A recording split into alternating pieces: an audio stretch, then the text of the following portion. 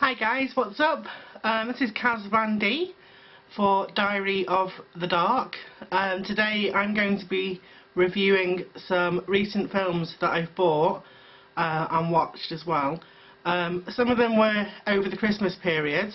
I'm a little bit late doing this, sorry. Things have been quite busy, and as you guys know, I started back at the gym as well, so I've been going there 3 times a week. Trying to get in shape. So, you know, that and with hospital appointments and things, I've been pretty busy. And also with the custom busts I've been doing as well. I've just finished off another 2 Silent Hill nurses, slightly bit different, which I'll show you guys on another video. Now, I'm going to try and keep these as short as I can do. It probably end up being a 3-part video due to YouTube. I don't know if you guys have had any problems with it, but I was able to upload over 15 minutes for a long time, and then suddenly before Christmas I couldn't. It said under I think it's under 15 minutes and not over. So I tried to keep them at about 10 minutes. Obviously this is going to run over because I've got quite a few that I'd like to go through. This video will also be sending off to Rez. So, hi Rez, hi Kathy. I picked up some awesome films, so here we go. I'm going to start off with this one, which is Zombie Honeymoon. Now, HMV had a sale on, and I'll be honest, it wasn't very good, but I did pick up this for about £3 I think, which was brilliant. It was in the horror section. They've sectioned everything off now. I mean, the box sets and things like that, they were still really expensive, and most of the Blu-rays were really expensive, but they had lowered the price of some of the DVDs. So not having much money, I wanted to just pick up some cheap ones. So I picked up Honeymoon. I'll just show you the front cover. There's some photo shots there, and the bloody hand, which is really cool. And the back cover. Looking at it from the front cover, you think, right, it's going to be a slapstick black like comedy. It's probably going to be a B movie and a little bit cheesy. And for £3 I honestly thought, yeah, I might like it, but you know, I'm probably going to take it home, put it in and be like, oh god, why did I get this just because it's cheap? Well, and none of that happened. I watched it with Helen and Mouth, aka Laura, and they all really enjoyed it. The title obviously gives it away, but the thing about this is actually quite sad. It's a romantic, it says romantic and grotesque, a screamingly funny variety. These 2 here at the front, they get married, you know, they have this kind of really quick wedding, quite spontaneous. They're blatantly in love with each other. She's wearing like a red sort of Spanish dress, quite hot actually, and they run out of the church and everything, and they're going off to their honeymoon, and they vacate in an apartment, and they're having a really good time and things like that. So they go down to the beach. They've got a car with saying just married on the back of all tin cans, which I thought was really cool. They go down to the beach and basically they're just like enjoying themselves, lounging around, and this dude comes out with the water with like seaweed hanging off, and we think, oh, this is going to be it now. So he attacks the guy basically, and he I think he bites him, and she's screaming and everything, and then she kills the, you know, the guy that's attacked her husband.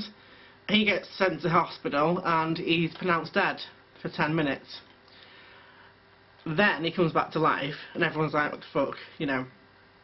So it carries on, and then over a period of time, each day he gets quite ill. And the thing I liked about this was he didn't change into a zombie straight away. There was like this really long process, and it was more focused on their commitment to each other and their relationship. Like they'd always wanted to go off somewhere, I can't remember, it might have been Barcelona or somewhere like that, So they're both are really spontaneous. They quit their jobs and are really happy, really made up, and they want to spend the rest of their life together and go off to their dream destination to live. And then over a period of time, obviously he gets sick, and then he can't help himself. He starts killing people. But the thing I like about it the most is she's horrified by it, but she loves him that much that she covers up what he's done. And then, sort of like as the week progresses, some of their friends come over to say goodbye to them and things like that. Well, yeah, they end up being dead. And the funny thing is, they were vegetarians as well. And he's in this restaurant. There's a scene in the restaurant, and he hasn't quite changed yet. He's obviously infected, and he's having a salad and everything. And his mate's having a steak, and both the girlfriends are there. And he's just like, you know, I'm sick of this salad and blah blah blah blah blah. I really want some steak. His wife's really disappointed in him because he's been a vegetarian for so long. But it's obviously his craving for flesh. And he just devours this steak, like, and there's a bit of a Barney over it, and go home and everything. And then she finds out that he's, you know, had this virus, and eventually he looks like that. And they were saying about having a candlelit dinner, so they end up having this last candlelit dinner together, and he's a zombie, but he still recognises her and things like that as being his wife, so he doesn't go for her.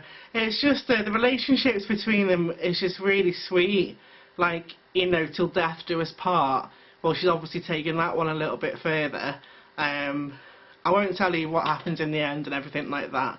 And I'm just saying it's definitely worth watching. I don't like giving too much away in reviews. I mean, I'm reviewing it and saying it's a fantastic film, and I picked it up for £3 from HMV. I don't like to go into all the details of it because I think it gives the film away, then it's like, what's the point in watching it? But it will surprise you. It's not your average zombie movie. It will surprise you, and there's a really strong bond and connection between them, which I don't think you get in a lot of zombie films, because you're made to feel like their humanity is gone. Which is why I'm going to move on to the next one now. I've reviewed this. I'm just saying, £3 HMV Zombie Honeymoon. If you like your zombie films, grab a hold of this. The next one is another zombie film, which I've been looking forward to buying, and it was meant to be the best zombie film of 2012. And like I say, I'll be the judge of that. Well, it was actually fucking brilliant. It is called State of Emergency. And as you can see, I bought it on Blu-ray. I think it was about £8 from Tesco's, but I had some working tax credits come through, and I just wanted a treat, so I picked it up. I thought it was quite cheap, £8 for a Blu-ray. It's got the slipcase there, and a really cool picture at the front. The end is near. It just says, chaos consumes a small town when a chemical facility explodes, releasing a deadly toxin moments after the leak. The town's residents show signs of mutation, causing the military to quarantine the area, leaving any survivors helpless and trapped inside. The story follows Jim, whose normal day turns into a walking nightmare as he fends for himself, isolated within the red zone. Whilst he eludes flesh-eating zombies, he is discovered by and finds temporary solace with couple Scott and Julie and moody loner Alex. The group must now band together and defend themselves long enough against those affected in hopes of being rescued. Again, I was really surprised by this one. It actually had a fucking story to it. At the beginning he starts off and it shows you like the ends of the film, and then it goes 4 days earlier, which I like those kind of films, to see how it got to that point. And basically he's carrying his girlfriend, I presume, and then he puts her down in the woods and he sees that she's been injured, she's got like a bullet wound or something, so she dies. And he finds like these stables, like an abandoned farm with these stables, so he drags him in there. He knows something's up, so he's like locked the place. And in the farmhouse he finds a rifle, quite handy. Also bullets, quite handy. But then I was like, well, it's a farm, they're going to have rifles, you know. so he can arm himself, and then he realises that something's not right, that these people, you know, that they're infected, there's something not right with them. It's really intense in some scenes, and basically he gets a phone call, and it's like a factory place down the road, and they can see the lights on at the farm, and they've been trying to get hold of people. So they say to him, you know, it's really safe here, we've got plenty of food, about a week or so, then help should arrive, the army should do something, come and team up with us.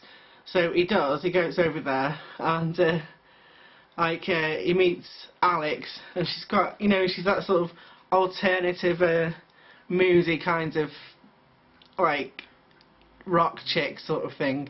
You don't really know what her story is, and over the period of the film you find out. And this couple that he's teamed up with, they're really sweet.